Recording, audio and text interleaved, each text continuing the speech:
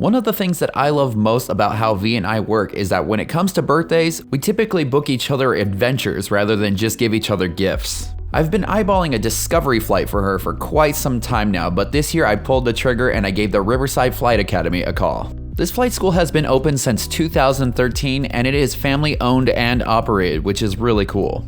After arriving at Gate 21, we punched in the secret code that we got when we made our reservation and made our way all the way to the back of the row of hangars. Once you see the small blue awning on the right side, you will know that you are in the right place. Welcome to the Riverside Flight Academy. This is actually what is known as a Part 141 school, which means you can get your certifications and ratings here in a much shorter time. They also offer a variety of planes, everything from the Cessna 172 to the Piper Cherokee 180 and even a twin Tecnam. After we got checked in and V met her instructor Wayne, it was time for her to hop into the simulator. For someone with no flight experience, this was very intimidating because there was a lot to learn. However, Wayne did a very great job of explaining everything. It was comforting to know that flying the simulator was a lot harder than flying the actual plane because I kept going off the runway. Wayne said that the controller on the simulator are a lot more sensitive than the actual airplane.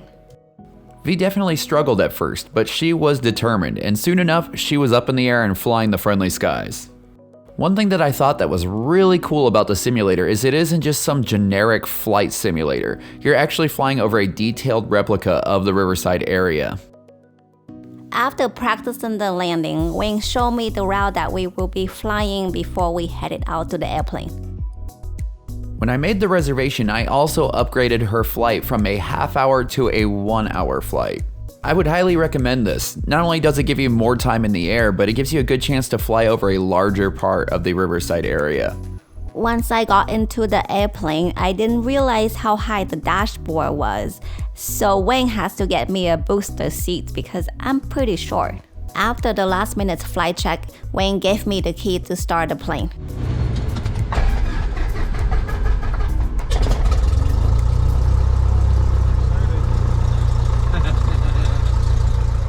After the roughly 160 horsepower 4-cylinder engine came to life, it was time to taxi out to the runway.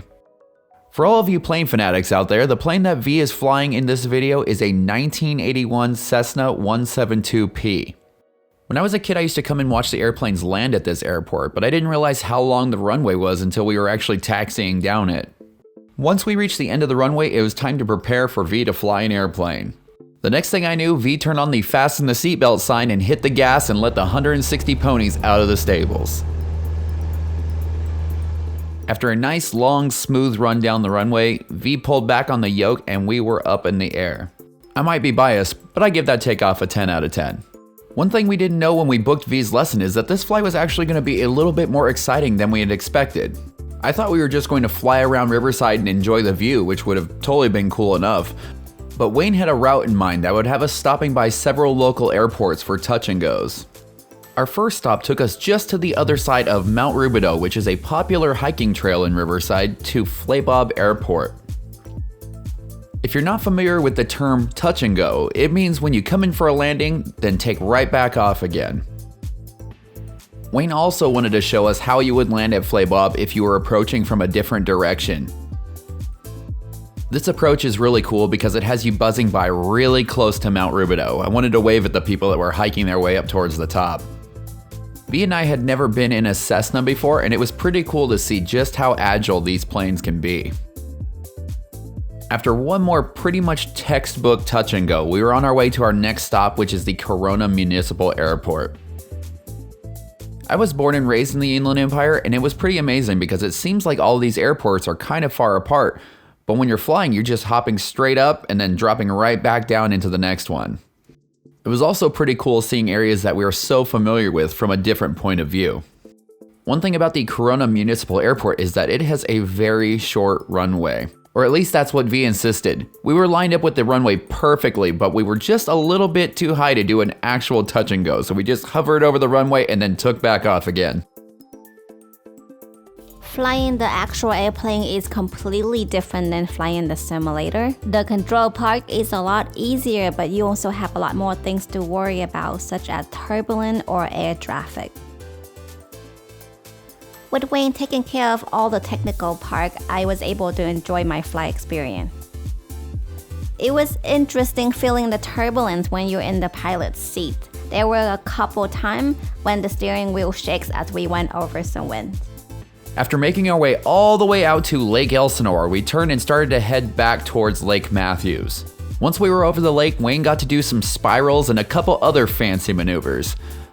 The Cessna is not designed to do super aerobatic maneuvers, so he couldn't get too crazy with it, but it was pretty impressive seeing his flying skills.